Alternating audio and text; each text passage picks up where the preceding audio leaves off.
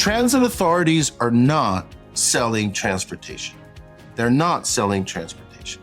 They should be selling something else. Transportation is commodified, so they should stop selling transportation. They should sell what makes me emotional. Peace of mind, visibility, organization, environment. If you're providing those things that matter to my life emotionally, I will react emotionally. Great to have William John Slott with us today as our newsmaker interview on this episode of Transit Unplugged. John is the Chief Innovation Officer at the Central Florida Regional Transportation Authority, more commonly known as LINX, and they are in Orlando, the happiest city in the world. Thank you, John, for being with us today. Thank you, Paul. It's great to be here. John was mentioning to me in the green room how we've actually been trying to do this for a couple years, so I'm so happy we can finally get you on the show. One of the big reasons I think that people are interested in Orlando right now is a lot of our industry will be converging on the city in just a couple months in October for the big every 3-year triannual APTA EXPO. Are you all excited about that down there, John? Absolutely. Yeah. Love hosting our community. So on the way there, I thought we should talk about some of the innovations that you're working on there. Your boss, the CEO, Tiffany Homler-Hawkins, I had her on a CEO roundtable earlier this year at the Think Transit conference at a panel for new CEOs. And you got so much going on there. Why don't you tell us some about your agency to kick it off? Kind of the scope of what services you provide and where that's at. Absolutely. Thanks, Paul. So you had just mentioned Tiffany Homler-Hawkins. She's our CEO.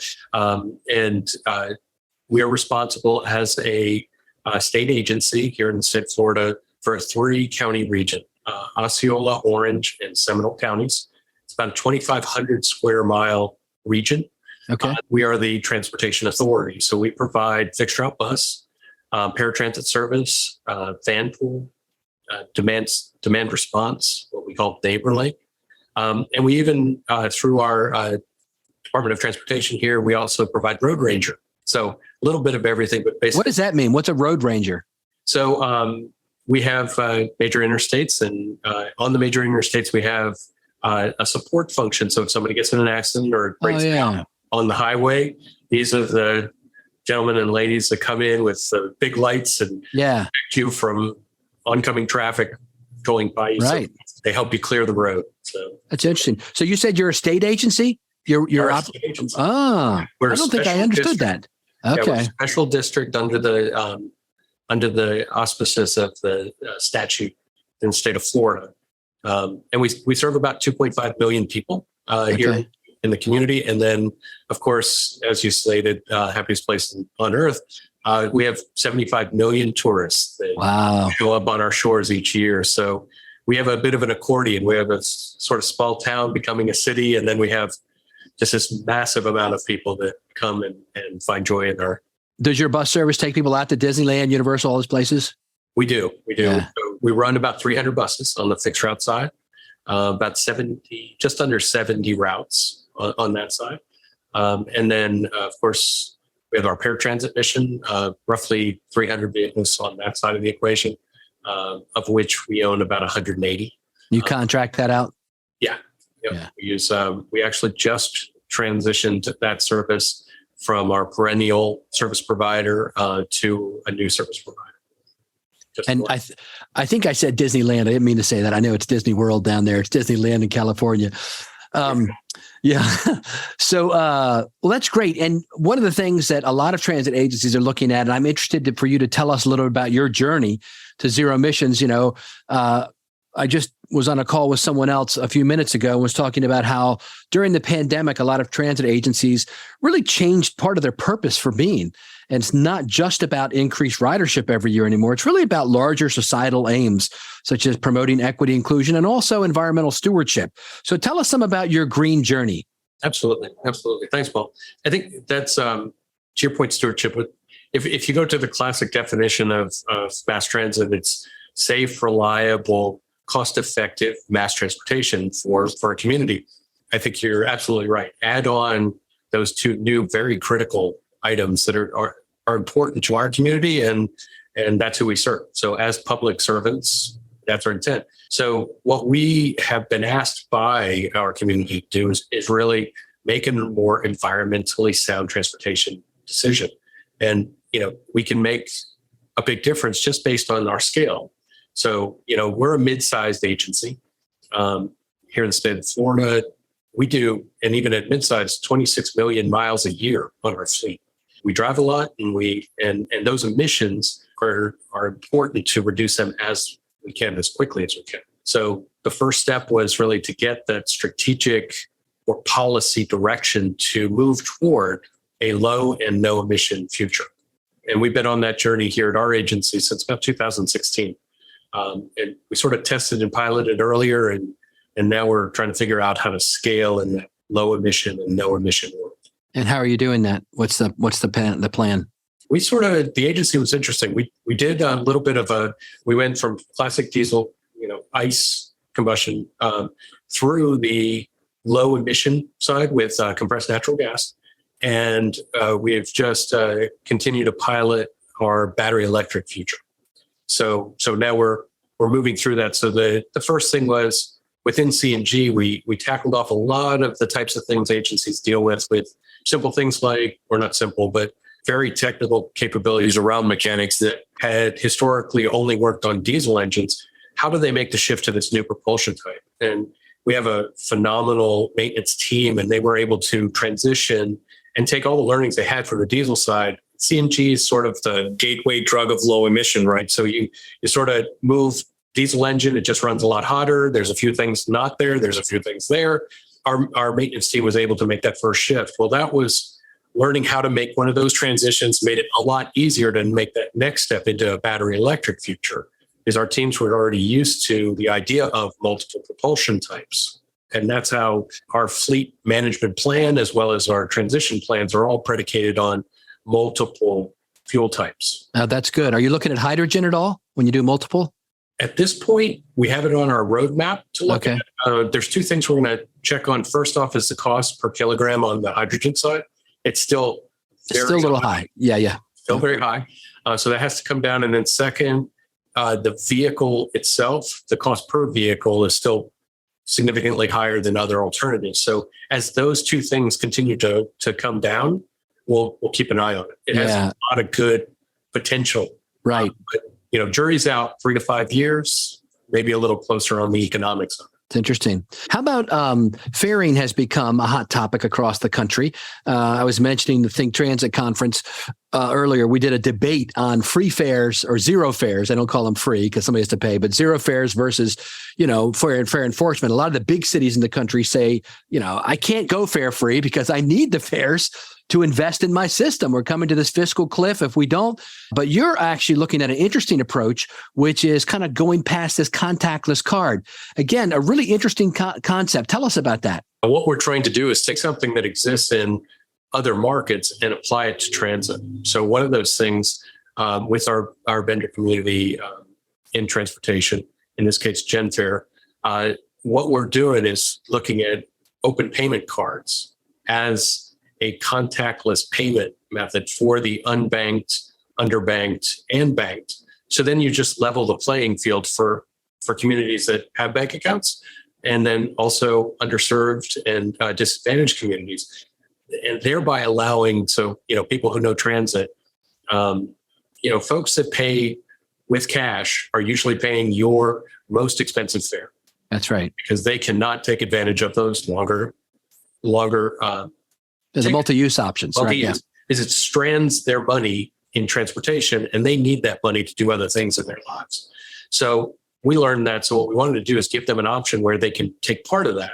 So by taking a Visa, MasterCard, or Discover off of any J-hook in any grocery store or convenience store from around our region, come in and they can tap on our fare boxes, and then that account. So they're still an anonymous transportation passenger. We don't know anything about them. We just know it's the account. Then we can say, oh, wow, this person, we can now allow for those discounts to occur based on their ridership, and therefore open up and create a very level playing field for those people that are unbanked, underbanked, and banked. Everybody gets to play. The other idea too there is it basically allows for our policymakers to then turn to us and say, okay, what is fair equity? One of the portions of my team here at the agency is our planning and development, strategic planning, service planning, as well as innovation, sustainability, and technologies. So on the planning side, we are executing, of course, like most, our regularly scheduled fair equity to really take a peek at, okay, now that this technology exists, what should appropriate fare structure look like? And then how do we drive the right behavior? Because I think that's all mass transit's trying to do. Back to your point of that stewardship, that we're trying to incent people. Here's an option to get out of your cars and then make a more environmentally sound, as well as potentially a more fiscally sound decision to take a bus or take a train from point A to point B versus drive your own car. We'll look forward to seeing how this goes. So this implementation is currently in process. So it should be going through the summer, and then we'll start rolling it out as the technologies are in place. I'd like to try that when I come down for APTA. Yep, that's our goal. So we're going to make sure that we're moving toward that collectively as a team, and hopefully, technology. We don't promise anything until you hit the button and everything. That's right. Yeah. One last area I was hoping you could share about. Florida seems to be, in many respects, taking a leadership role when it comes to autonomous vehicles. You know, our good friend Nat Ford in Jacksonville has his test and learn facility, and you all are moving forward with a city there. Tell us about that. Just like most cities, we have really wonderful leadership with our mayor of Orlando, as well as our county mayors and commissioners. They intended to keep that body of knowledge moving forward. So we have sort of a living lab in downtown Orlando that we have the first BRT, by the way, in the country, limo, and on a section of that guideway, worked with the FTA, and they're very interested in our outcomes as well, to be able to look at what will a autonomous vehicle shuttle, how will it operate in a downtown core on a dedicated guideway. It goes under a I-4, our interstate. So there's a lot of significant technical learnings there. So we're hoping that we can help with sort of the technical knowledge for AV as this technology continues to mature, and then also learn those key parts. So for a transit side, what our city teams and everybody wants to learn is two key factors. Is number one is first responders. So how do first responders react and interact with this autonomous vehicle technologies and that capability? So we'll be doing some training and interaction there. Second is our transportation disadvantaged communities. So those folks that fall under the Americans with Disabilities Act, so cognitively or physically impaired individuals, take some special time in this pilot to really learn how do they feel about this technology? How could it be better for them to live their most useful life as this technology continues to mature? We all know that this technology is not ready for prime time. So these types of events really help us improve the body of knowledge. And the city mayors have given us the direction to go forth and conquer. So we're mission people. We go do it. So there you go. We're about to do that. So August, that'll be hopefully in late August, that'll be online. That's great. John, thank you so much for sharing with us some of the innovations that you're looking at there at Central Florida at Lynx. And we all look forward to meeting you in person again when we're down there in October for the American Public Transportation Association Expo. Thank you so much for being our guest today on the show. Thanks, Paul. Great talking to you.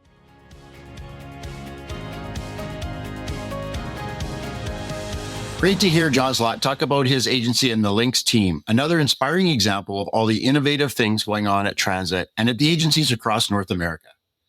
He and his team have multiple projects in various stages of planning and implementation: zero emissions, fare structure discussions, and autonomy, just to name a few. I often talk from a mentorship perspective about the many great thought leaders in our industry, the sharing of information, and the sharing of change management in industry that can make us better every day. Another theme I often talk to the young leaders of our industry and youth overall is the opportunity that transit has and the perception of the jobs. There's a plethora of jobs available that many never dream of, from policy to government relations, engineering, training, and operations, to name a few. And that gets me to my last point. This week, I want to send a special nod out to all the great folks out in transit marketing and communications. It's no secret that the last few years have been challenging, but thanks to all those who continue to work on rebranding and messaging on behalf of every transit agency in North America. I've seen lots of great examples lately that have been shared on Facebook, LinkedIn, and community posts about events and celebrations, new incredible bus wraps where buses blend in with local, historic, and iconic city features such as forests, beaches, and architecture. It's truly inspiring and fantastically creative. Your random act of kindness this week, the challenge I'd like you to take on, the next time you see a unique transit advertising campaign or a bus wrap in your city, take a minute to send some feedback. I'm sure they'd like to hear about it, and kindness is cool. Thanks for listening. This has been Mike.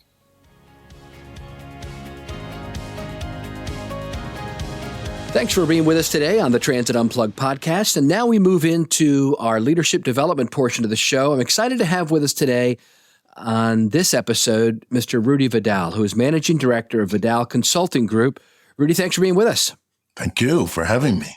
Rudy is an accomplished speaker, author, and consultant with more than 25 years experience in tapping into the inherent power of an engaged corporate culture to drive customer loyalty, which is what we are talking about today, the customer centricity part of it. Rudy has held numerous executive and C-level positions in Fortune 500 as well as emerging growth companies.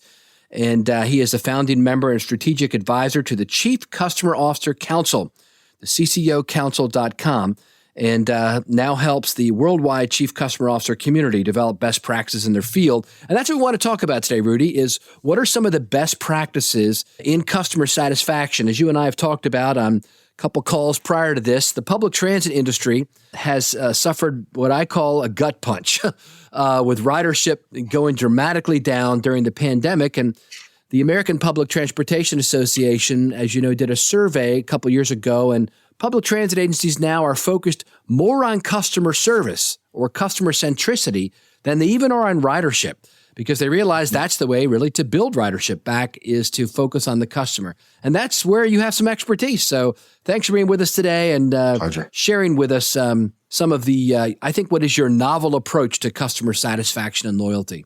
Well, I think it should be said that before you can create loyalty, you have to address the need, right? The fundamental need. In this case, transportation, right? The transportation gets you to where you want to go, and that it's available to you when you need it, right? That's number one thing, which I think is problematic in many cities with transit issues, right? Sometimes they don't have the right lines, or they don't have the right infrastructure, or whatever the case. But let's assume that the transit system does meet the needs, right? Because if not, it's very difficult, right, to create loyalty otherwise. Right. But the basic idea of loyalty is this. Loyalty is an emotional human reaction. And in order to create loyalty in customers, you need to bond with them at an emotional level, right? In other words, loyalty is staying with the service, even though sometimes you feel like you don't want to stay with the service. Right. I mean, loyalty is only tested when there's a problem, right? Exactly. Loyalty is tested when there's a problem.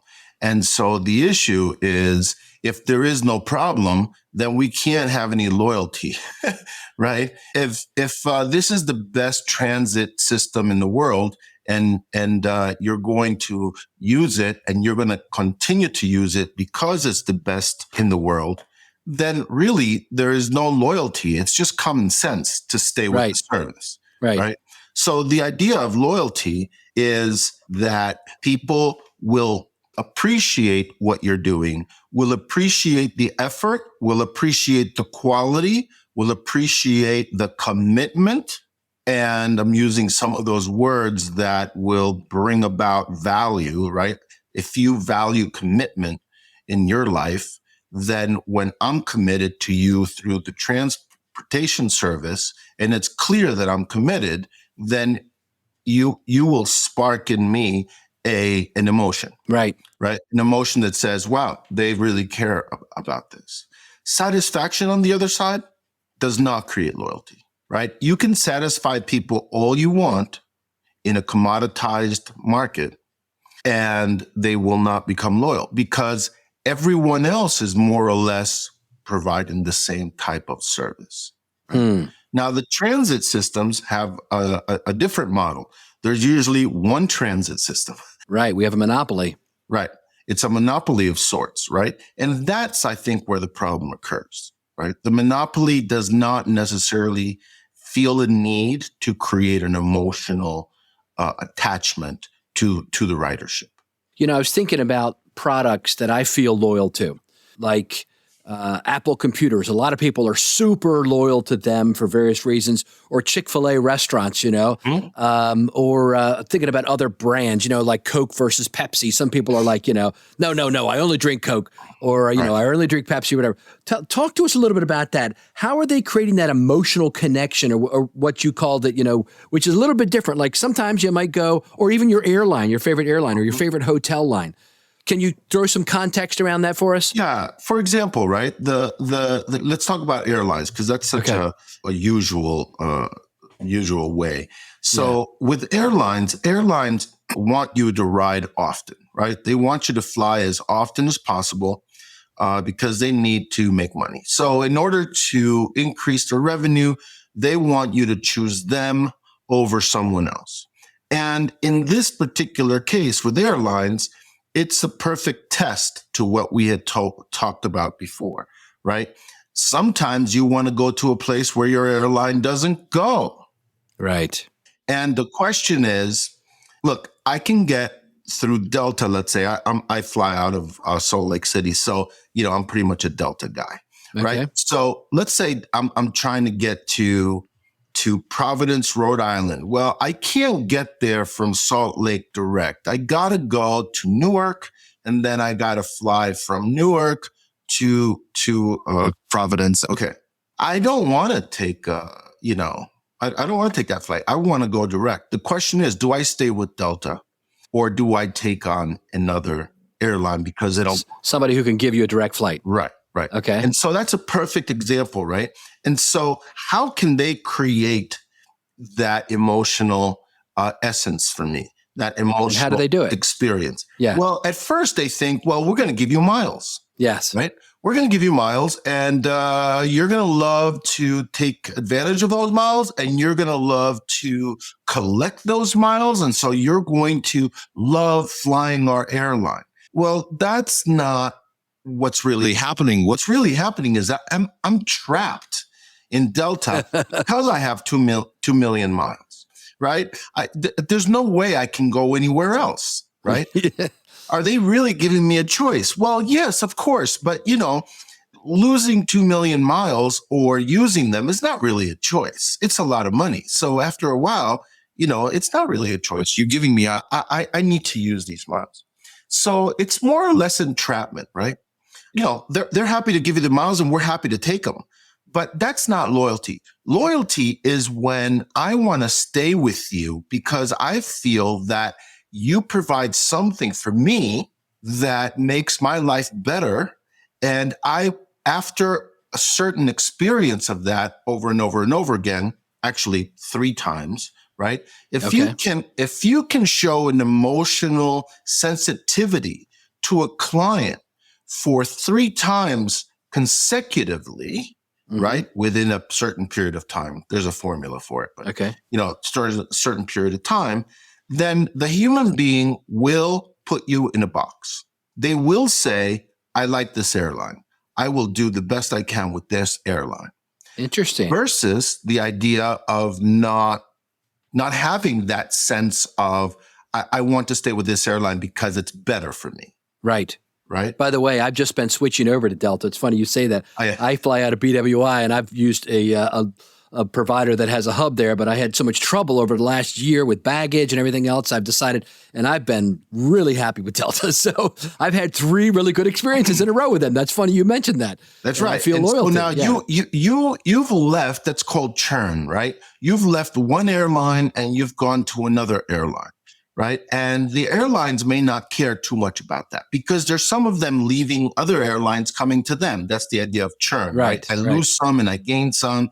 And we turn out to be pretty much the same as we were before. So it's no big deal. right? But you went over to Delta probably because of a negative feeling towards your current airline. That is correct. So, yes. So you didn't go to them because they are great, right? You went to them because someone else isn't great. A feeling, right? It's a feeling, right? And so now Emotions. Yes. Now what Delta needs to do is they need to turn that change that you had into an emotional relationship. You left on an negative emotional note. That's right. And you came in, but you have no emotion with Delta. Their job is to make you emotional the same way that the other airline did not. Yes. Or gave me a negative emotion. Yeah. Right. And when they screwed up your baggage, you didn't give them a second chance. Or maybe you did give them a second chance. Yeah, but you didn't give them a third chance. Yes, I did. And so if you had been loyal, then you would have given them another chance, or you would have written a letter, or you would have called customer service and said, look, I'm having trouble here. I'm dedicated to your airline, but you seem not to be dedicated to me. Yep. Right? And by the way, I did all that. Everything you just said, I did, and I didn't get a satisfactory response. I think you were loyal. I was loyal. Yeah, right? yeah. And now I'm not. Right. You think you were loyal. And then all of a sudden they changed something, or they didn't change something, and you lost your cool and you said, you know what? These guys are not on my team. They just want me to be on their team. Wow. That's a really good story. So let's flip it around now and tell me how we're going to use that in transit. That's a great analogy. Okay, so in transit, what do people value? There are things. Here's how the model works. There is the things that people want. There are the things that people need, and then there are the things that people value. Okay. The things that people want create a measure of satisfaction. I want this, you give me this. And if you give me what I want, then I'll be satisfied, right? What you need can be just like a want, but it can also be emotional, right? Depending on what it is that you need. If you need to feed your kids, I can make you emotional. Yes. Right? If you need, I don't know, to stretch your leg, I'm not sure I can really make you all that emotional about a need to stretch your leg, right? But if you go to the next level, which is value, okay, and these are things that matter to me. These are values, not what I value, but these are my values, right? What values to me in my life. So what values to me in my life from service providers? We can come up with a list of 3 or 4 things. We could say, what matters to me is organization. I want the train or the bus or whatever it is I'm riding to come on time. I want it to be organized. I want it to be clear. I want to know how I'm getting to where I'm getting to. Let's say I value transparency, right? Because I want to know what's going on with the system at any one time. If you're building something, if you're fixing something, if you've shut down a station, I need to know that, because that gives me a sense of peace of mind, let's say, right? And I also need to have a honesty. No, let's say that what I value is what's the word? When you look after my own interest, right? When you're looking for my interest versus your own, right? Yes. So you are looking out for my best interest, and that's what I value. So now, how do we turn it? Now we have a list of 3 things that they value emotionally about the writing system, and so we give them that. We give them that systematically, and we build those emotional bonds, right? So if I care about scheduling or organization, then I'm going to create a whole thing around ridership and organization, because I've come to the conclusion that 70% of my riders care about organization. 70% of my riders care about being aware of all the activities that are happening. They care about transparency. So now I'm going to give them transparency, right? And I tell them that I give them transparency because they care about transparency, and they notice. And after a few cycles of that, 3 cycles, if you're in, standard, bell curve human being, then after 3 samples, you will probably put the system in a box. I like the system or I don't like the system, right? I mean, we do it all the time, right? You know what? I took the train twice to go to work. I'm not doing it again, right? Or my gosh, I took the train. There was enough parking. It was great. It was amazing. I didn't have to do anything on the highway. There was no issues on the highway. Okay, that happens 3 times to you. You pretty much start to say, you know what? I'm going to start taking the train to work, right? So why should I want to take the train to work? What is it that it makes my life better? Transit authorities are not selling transportation. They're not selling transportation. They should be selling something else. Transportation is commoditized, right? So they should stop selling transportation. They should sell what makes me emotional. Peace of mind, visibility, organization. Cleaning the environment. Right. Environment, right? All of those things. So if you're providing those things that matter to my life emotionally, I will react emotionally. And when you stop providing them, I will definitely react emotionally, like you did, right? Yes. You called them, you talked to them, you said, look, I've got a problem here. I'm emotional right now because I count on your airline. I don't want to learn anyone else's names. I don't want to learn any more gates. I've got an airline that I like. Please help me keep it. If you help me keep it, I'll be even more loyal, right? So the idea is satisfied customers, and this is a stat that I think is pretty telling. Customer satisfaction only creates loyalty in 15% of customers. Wow. So if you have customers that are fully satisfied, 100% satisfied, and they will say, don't change a thing. I love whatever you're doing. Those people will only be loyal 15% of the time. If you want to make them loyal, you have to give them something that evokes their emotion, because loyalty, we're not loyal. Let me say it this way. We're not loyal to brands or services or people or your dog because of what they do. We will not be loyal to the transit system because of what it does. We will be loyal to the transit system because of how it makes me feel. That's the crux right there. That's beautiful. We're not loyal because of what you do. We're loyal because of how we feel after you've done it. That's great. Right? So how do you want the ridership to feel? On time? No. On time goes without saying, right? On time goes without saying. That the bus is supposed to be here at 7:45.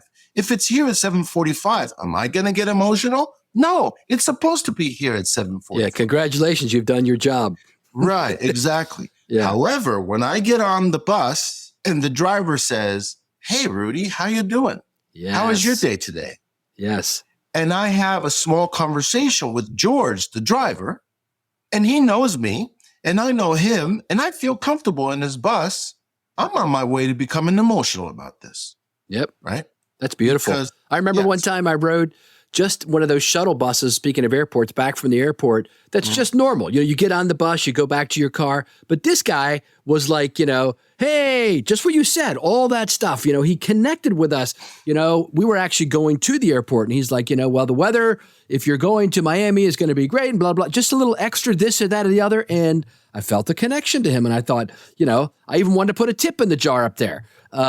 So those kind of, when you want to tip somebody and you want to, that shows they've connected with you emotionally, right? And so that's really the idea. How do you manage the customer journey? The customer journey are the points where you touch their system, where you touch their brand, where you touch their company, right? Or where they touch you, right? When you meet people's emotional requirements, they start acting funny. Yeah. Right? Beautiful. And if you want to know more about all this, we'll have a link to Rudy's website and ways you can get more information on satisfying our customers through emotional connections and building raving fans for our service because we are connected to them in an emotional way. Rudy, this has been a great dive down, a quick dive, but a great dive down into what people really want. I read a statement one time that said, the deepest need in the human heart is the need for significance. Yes. And I think we're talking about that today, aren't we? I think you just, you hit it on the head right there. When you feel significant, I'm not a psychologist, but I would think that significance is pretty high on the emotional scale. Right? Yeah. If I make you feel significant, you're pretty high on the emotional scale. And the higher we are on the emotional scale, the more raving loyalists we're going to have. People that put their tattoo on their arms, right? Now, there's a statement of loyalty, right? That's great. Some RTD. people put their mom tattoos on their arms. Others put Harley Davidson's tattoo on their arms. Right. That's true. Yeah. So it does make a difference. So bottom line, if I could leave you guys with one thing, yes, is this issue. We become loyal through emotion, and our service providers need to sell us emotion while they're providing their service. Give me what I want wrapped in what makes me emotional. It's great. Thank you, Rudy Vidal, for being with us today and helping us take, I think, the next steps as an industry to building back that emotional connection with our passengers. Thank you. My pleasure. Thank you for listening to this week's episode of Transit Unplugged with our special guests, John Slott and Rudy Vidal. Now, next week on the show, we stay in Florida with Corey Cuff Lonergan, CEO of Broward County Transit, where she talks to Paul about her fast-growing county and all the transit innovations she's planning over the next 15 years. If you have a question, comment, or would like to be a guest on the show, feel free to email us at info@transitunplugged.com. And while you're listening to the show, please leave a review and rating on Apple Podcasts or wherever you listen. This really helps people find the show and expand the community of transit enthusiasts. Transit Unplugged is brought to you by Modaxo. At Modaxo, we're passionate about moving the world's people. And at Transit Unplugged, we're passionate about telling those stories. So until next week, ride safe and ride happy.